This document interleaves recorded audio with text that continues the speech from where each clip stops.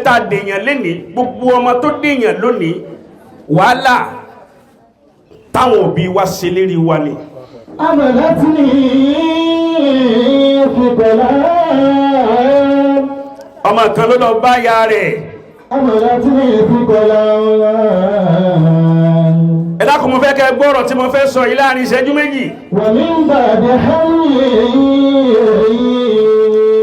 Bàbá wa al-imam ọmọ kan ló lọ bá yẹ anna shaban umruhu 18 sanatan. ń bẹ lọ́mọ ọdún 18 years ọmọ tá a wí yìí. Ila wani fi tọ́yì. Yaqulu li ummihi ìwà ń sọ fún ya rẹ̀ wípé ya ummi ire ya mi maza satuhudi li. Awjabul wajibati. Ó ní kí lẹ fẹ́ fún mi. Awjabul wajibati.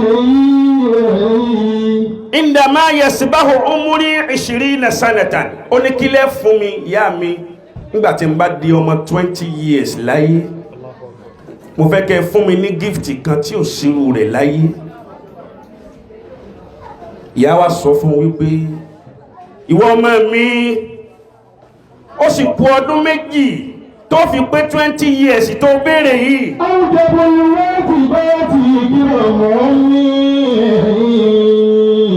Ìbá ní onísùúrù díẹ̀ tó bá pé dédé 20 years tó pé òun ní ìbù ọ ní gift tó máa rántí láíláí. Inna ahaqqu ikrami.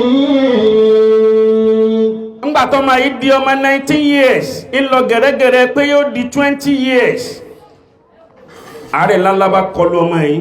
Amalatni fi kalam. Fa akhazathu ummuhu ila al-mustashfa. Ìyá wa gbé ọmọ rẹ̀ ó gbé lọ sí hospital. Wa min ba'di amrihi.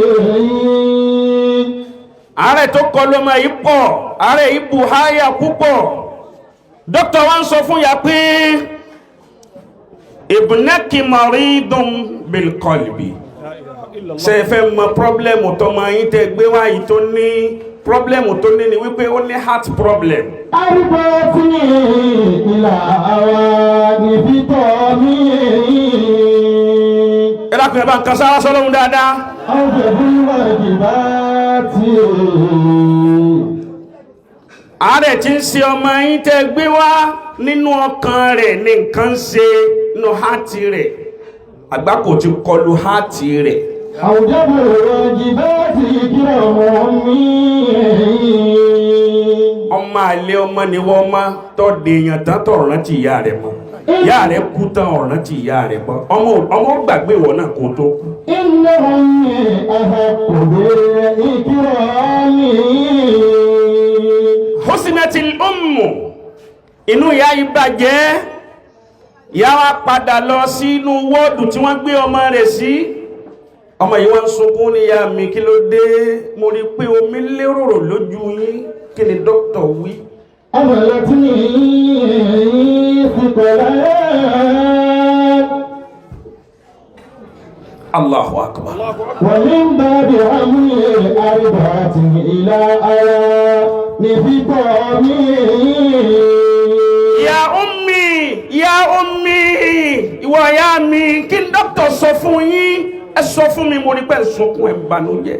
Wa'atni bi zulmatil layli hatta. Ṣé tí dókítà sọ fún yín ṣé wọ́n lóhun ó kú ni lẹ́ẹ̀fẹ́ sọ fún mi? Wa'atni. Ẹ sọ fún mi, alaysa kadhalik? Fi zulmati hatta. Ṣé wọ́n ní kú ní ọjà sí ni lémi tí mo sọ pé bí n bá ti pé 20 years ẹ̀bùn mi lẹ́bùn ńlá.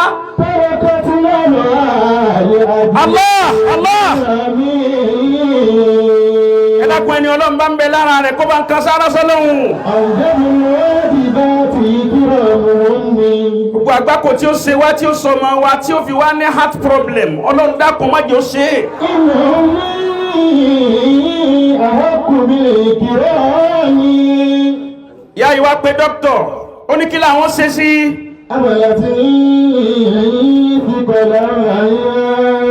Dókítọ̀ ní kò sí ń tá ṣe sí àfi kárí háàtì mi ni kárí ọkàn mi. ìyá rẹ̀ bí ìyá wa Khadija tí wọ́n lò. ó ní dókítọ̀ tí mo fẹ́ sọ fún yín ni wípé kọ́rọ̀ yóò wà láàrin èmi àti yín kó dẹ̀ mọ́jọ mọ́ mi ọmọ. mo rẹ́dì láti fi ọkàn mi lẹ̀ fọ́mọ mi.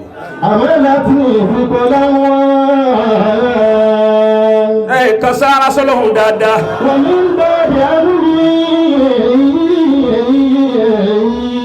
Wọ́n láyà yá rẹ̀ wọ́n yọ ọkàn yá níbẹ̀ nìyà bá lọ́dọ̀ Ọlọ́run.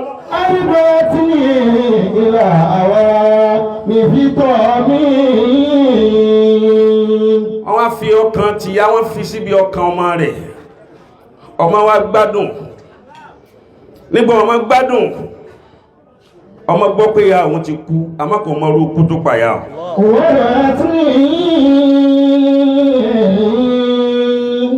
Nígbà ọmọ jáde, ara ti lé, ara ti yá, ó wá lọ yàrá ya rẹ̀, ó wá rí tákàdá kan tí ya kọ̀ kankan sí. Kí ni ya kọ síbi tákàdá náà? Ya sọ pé ìrẹ ọmọ mi yá wà lẹ́dí, ìrẹ ọmọ mi tí mo bí ọ tí mo dẹ̀jẹ̀ sí ọ lójú o ń bèèrè lọ́wọ́ mi níjọ́ ní wípé tó bá pé 20 years láyé kí ni gift tí ń fún ọ tí sì mọ̀ pé èmi gan ní padà lọ. àwùjẹ́bùn ni wọ́n ti bá ti kí ọmọ mi 20 years ìwọ̀n náà ló ti wá pé yìí gift tí mo wá fẹ́ fún ọ náà lọ́kàn mi mo sì ti yọ̀ǹda rẹ̀ fún ọ. iná ẹ̀yìn àhàkùnbẹ̀lẹ̀ ìkírọ̀ mi. ọkàn mi náà ló fi ń mí nísìn ló fi ń sẹ̀mí nísìn ló fi ń jẹ nísìn ló fi ń mu nísìn ló fi ń ná nísìn ló fi ń lò nísìn. ayọ̀ ẹ̀tún ẹ̀yìn fíkọ̀lá wá bẹ̀rù Ọlọ́run ní kọ̀kọ̀ àti ní gbangba má sì gbàgbé mi. wọ́n ní ìbáàdì ẹ̀rí. Gíftì tó ju gíftì lọ náà ni mo ti bùn ọ yìí. arúgbó tí ní ìlà ara wa ní fífọ́ mi. Mélòó mélòó ni gbogbo ọmọ tó déèyàn tán lónìí tó lówó tó wá kọ́lé tó wá lọ fi ajá sójú ọ̀nà pé kíyà rẹ̀ ọmọ wà wà má torí ìyàwó bú tó gbé sílẹ̀. ọ̀rọ̀ àti ní bí ìṣúná ti lẹ́yìn àtọ́. tàbí náà mọ̀ àti àjí mọ́nà mi. Ẹ dákun ẹ̀ bá ń kan sára sọ́lọ́hun dáadáa. ọjọ́ fúnra jù láti. Gbogbo ọmọ tí ń bá rántí ìyá rẹ̀ nígbà tí ìyá rẹ̀ ń bẹ láyé tí ń kẹ́yà rẹ̀ lójú tí ń kẹ́yà rẹ̀ lẹ́yìn ọmọ kẹwọ̀ náà lójú ọmọ kẹ ọ lẹ́yìn. ọjọ́ fúnra jù bá ti kìrọ̀ mi. Èyí tí fi jẹ́ ọ̀ranyàn nínú ọ̀ranyàn ẹ dákun á sì tú lillahi torí Ọlọ́run ẹ dákun torí Ọlọ́run ẹ dákun ibi òkú láwà kése bí ìyàwó. ọjọ́ fúnra jù bá ti kìrọ̀ mi.